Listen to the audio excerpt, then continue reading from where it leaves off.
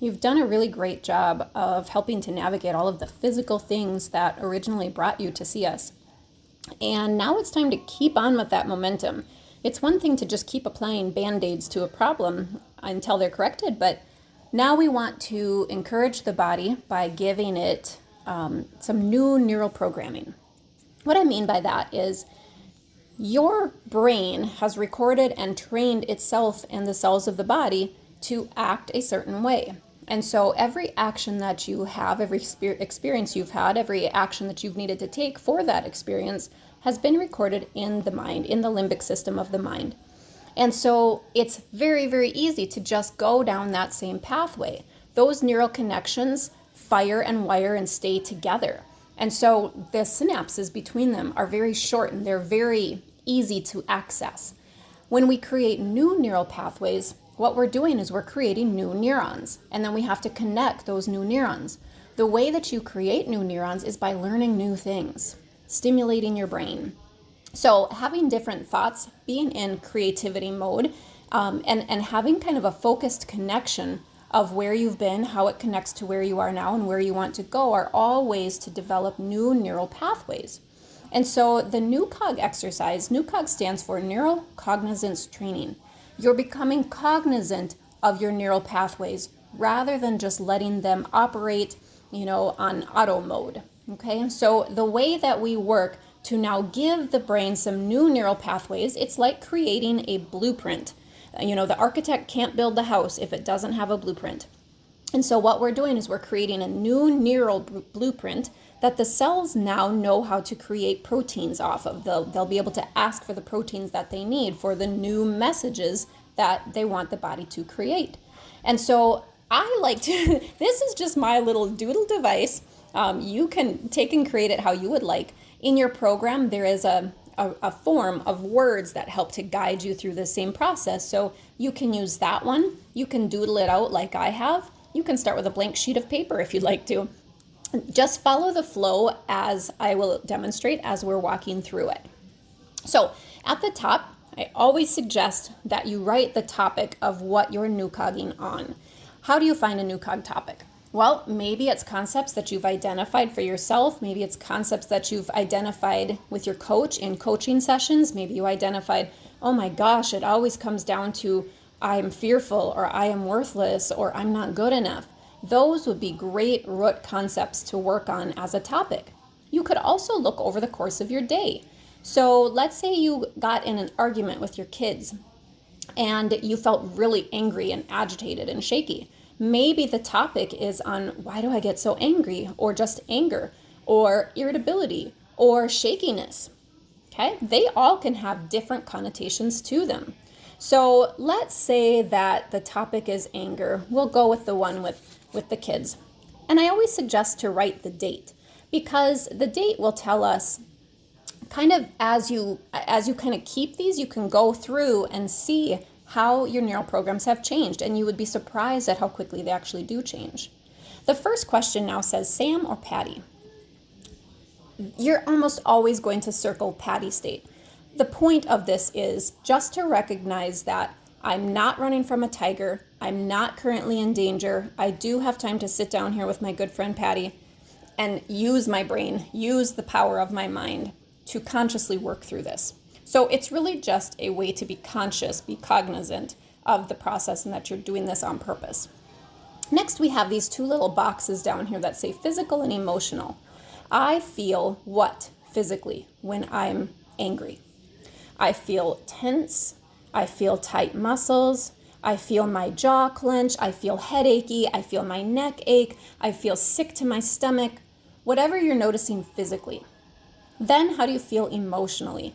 I feel shaky. I feel not good. I feel worthless. I feel tearful. However you feel on an emotional level, you're going to fill those two boxes. Now, understand that I'm breezing through this quite quickly to show you the process. You can do it much more laid back so that you can get all of your details in. This makes me, what does it make you do? How does it make you act? What does it make you think or say? It may make me, I feel like this and I get all tight. It makes me run into the bedroom and pull my covers over my head. It makes me hide away. I act kind of crazy. I act erratic. I act angry. I act irritable. It makes me think things like, I hate this. I hate how I respond. You might even say things like, I hate you. I can't believe you would do this. This isn't a part of judgment. This is just a part of being aware so that now you can analyze them. You can write your image and you can say, you know what? I am a mom and I am an excellent mom and I have a great relationship with my kids and I'm calm and I'm easy to talk to and I'm able to handle difficult situations. And so you just write an image of how you want to see yourself, how you believe yourself can be, and what you really want to see in this type of situation. Now, you do the X's and the O's. So you take this image and you look at your do's, your actions, your thinks, and your says, and you look at each one. Does this help me get here? So I hide under my blanket. That doesn't sound at all like an excellent mom that has a great relationship with her kids and is able to be calm. Cross it off. It might be the thing that is helpful for you, so you're going to circle it. So go through and cross off the things that lined up with your image and circle the things that were helpful. You might already be discovering some clues as you're moving along because you're like, I don't really hate this.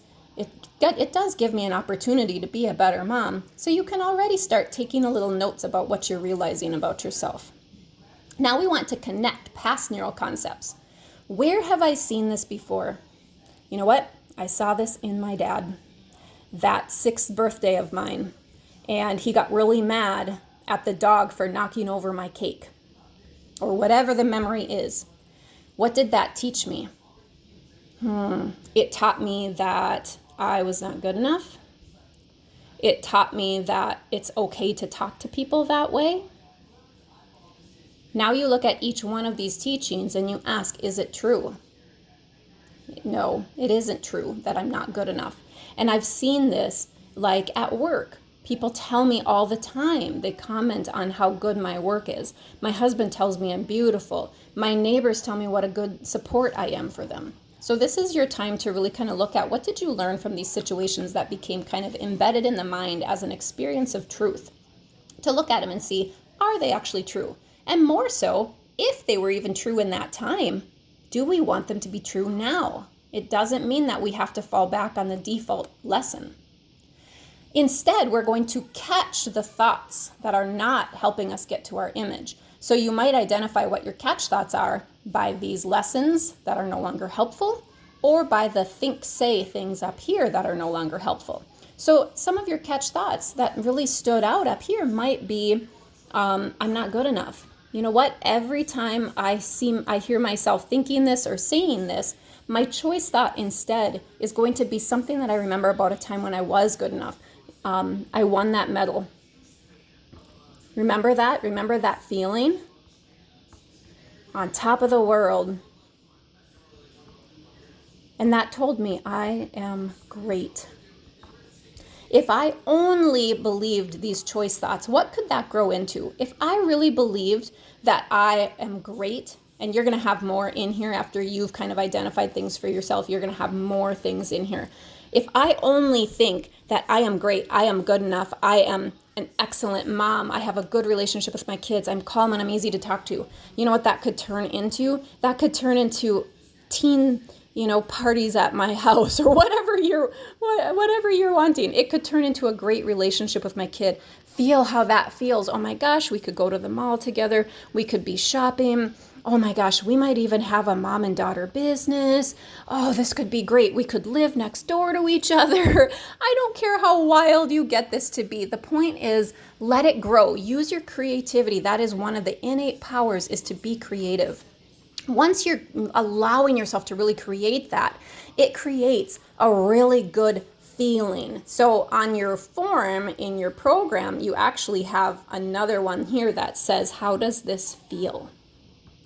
How does it feel now? If you're thinking only your choice thoughts and your, wow, how this could grow. Oh my gosh, this feels amazing. It feels tingly. It feels happy. It feels expansive. It feels joyful. And when you can get to the point where you feel wholeness and oneness and appreciation, then you go over to gratitude. Oh my goodness, thank you for this feeling. Thank you for my daughter. Thank you for all of this that happened. Thank you for my skills. Thank you for my lesson. Thank you for letting me see this. And you just spend a lot of time in this gratitude. Now, I like to do these at night so that when I wake up in the morning, I come right back and I look at my choice thoughts, I look at my tree, and I look at my image. And those are the things that I read and feel. I get myself back into that feeling place before I go and start my day. I hope this excites you. I would suggest doing this every night so that you can really start being in charge and being cognizant of your neural pathways and start creating the life that you want.